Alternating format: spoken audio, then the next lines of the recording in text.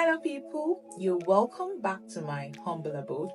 This is my little corner somewhere in the Mediterranean from where I live, work, travel, the EU, and share my experiences and perspective here on European civilization and all things EU from an African expat's perspective, which is mine obviously. So if you're interested in this kind of content or this kind of information, do not forget to subscribe, like, and turn on the notification bell so that you can get notified every time I post relatable and informative content just like this one. Please do not forget to subscribe, hit that subscribe button, and let's get right onto the video.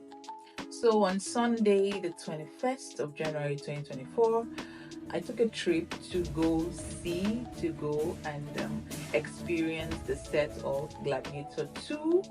For those of you who do not know, the Gladiator II movie, set to be released in November this year, was filmed in Malta, in Fort Ricasoli, Calcara. Yes, I hope I'm getting that correctly. So it was filmed in Malta, and the set was open for, public viewing as at Sunday, 21st of January 2024. And I thought it wise to go see what a real life movie set in an epic, movie like Gladiator 2 would look like, experience the entire Coliseum, the palace, dungeons, and all that good stuff to see what it was like filming those scenes. So, coincidentally or not, I'm not exactly sure, but that also happened to be the first open day in the history of Malta Film Studios in the last 40 years. So what that means is that Malta Film Studios facility has not been opened for public view and experience or adventure in the last 40 years. So that happened to be the first open day in the history of Malta Film Studio in the last 40 years. And what a great way to spend a Sunday afternoon, immersing myself in history and, all the information and technology and, remnants of movie sets and everything that goes into making, all the epic movies that come out of Malta.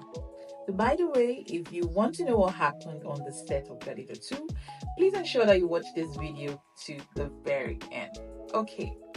For those of you who may not know, Malta is a popular destination for shooting movies, and a lot of popular blockbusters have been shot in Malta. For instance, Gladiator 1 and 2, obviously, movies like Napoleon, Clash of the Titans, what else?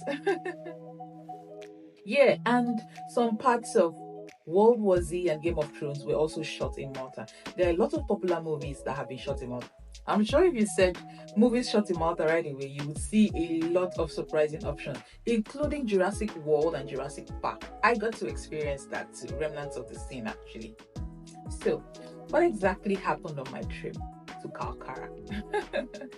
First things first, like I said, I went to see the scene for Gladiator 2, but I got something a lot more in return. So aside experiencing and looking out, checking out the scene, we also got a history lesson. Yes, you heard me right. We got a Malta Film Studio history lesson. Remember I said this was the first open day in the last 40 years. So what we experienced were remnants of movie sets. We saw a lot of machinery, and what was used where. A whole lot of history was unpacked, guys, and I can't wait to share that with you. So the Malta Film Studio has been in existence since 1964. That was when the Maltese government gave financial aid for a movie industry to be established in the country. And subsequently, in 1999, a film commission was established as a body to govern the film studio. So we have the Malta Film Commission, established in 1999, which oversees the activities and basically everything that goes in and out of the studios. On entering the fort, one of the first things we noticed were a couple of buildings, multi-style buildings, and it was designated the former actors village, and it used to be a lodge for actors who were shooting in Malta studios at the time, and actors in pioneer movies like Popeye the Sailor. You should definitely see that movie. I recommend. It's an old movie, but you would find it, interesting. Point blank. So actors in movies like Popeye the Sailor were lodged there, as well as other actors who have used the Malta Film Studios and the facilities in the studios. And according to our guided tour, the last actor to use the lodge was in 2017, who was also a part of Bohemian Rhapsody, if I am not mistaken. So yes, we had a very kind and a very cheerful guided tour or tour guide that told us everything we needed to know about the Malta Film Studios and the Malta Film Commission. So subsequently, after the Malta Film Commission was installed in 1999, these former actors' village is now used as offices. Yeah, makes sense, right? The entire facility was awe-inspiring, if I must say. And it's important to note that most of the movie sets, including those popular ones you know of, those from popular movies obviously, were built by Maltese craftsmen. I'll be inserting a few footages and clips from some of the remnants of scenes that we met at the time of our visit. Please forgive my editing skills, I'm not quite there yet. So, fun fact. Under normal circumstances, when shooting, special effects are usually confined to a room, if I'm not mistaken, with a green screen, a sound stage, and everything is being done artificially. But that's not the case in Malta Film Studios. Malta Film Studios offers special effects, water-related special effects in the open air, in a controlled environment, and not very many facilities do that at the moment. So what happens is that they use water directly from the sea. Ta-da! Malta is an island, if you do not know that. So they use water directly from the sea alongside sophisticated machinery to create water-related special effects.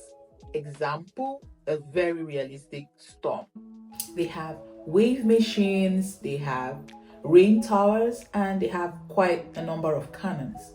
And according to our tour guide, the cannon shoots between 81 liters to 121 liters per minute and takes about 60 seconds to refuel. Wow, that's amazing, right? So with all that sophistication, water-related special effects, check. Visual effects, check. Scenery, come on, it's an island, check. We also got an opportunity to see a cannon, a special cannon that is a huge part of Maltese history. It is also the only functional 100-ton gun in the world. If you want to know about this cannon that is manned facing the Mediterranean, please leave a comment down below and I will make a dedicated video with the full gist. Remember, I said it is the only functional 100-ton gun in the whole world. So next up, we saw a fishing village set that was built less than a week ago. I mean, barely less than a week ago. It was so realistic. I think I'm going to insert the footage. As you can see, this looks like a plot that dates back to at least 10 to 20 years ago. It was real as real. It was like stepping back in time. So it was something to discover.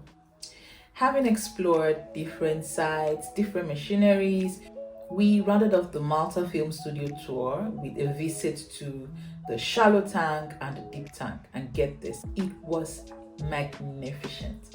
This tank was or is typically used to film underwater scenes, right? You heard me right, underwater scenes. And it can tip down 1,900 liters of water every minute. Imagine that, 1,900 liters of water every minute. And takes about 60 seconds to refill and will tip again if needed. It will continue to tip. But to fill up the whole tank, I think it takes about 10 to 12 hours to film a full underwater scene. I think this was used in the recent 2021 Apple TV series Foundation, where it was used to create a planet underneath water. You should really check that out. It was superb. I mean, there are layers and layers and layers to the creative industry, and it was, really eye-opening and educating, with a lot of history and quite a lot to explore. So if you need recommendations of movies that have been shot in Malta, amazing movies that have been shot in Malta, please do not hesitate to leave that in the comment section below, and I'll be sure to recommend movies that you should look out for. Do not forget to look out for Gladiator 2. It is going to blow your mind, literally.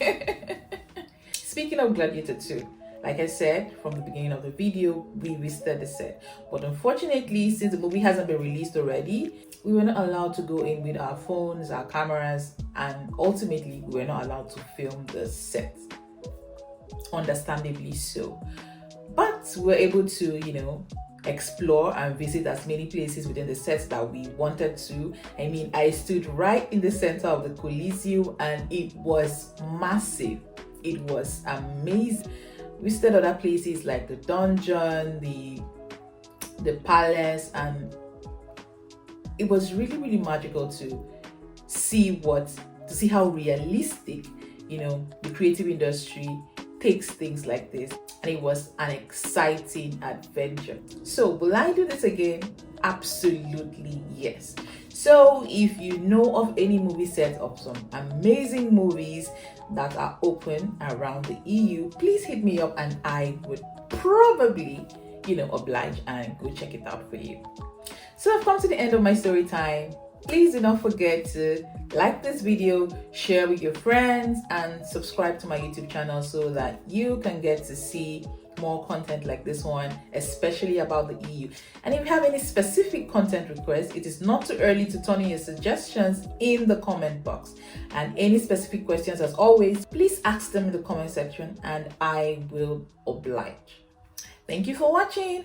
Bye bye.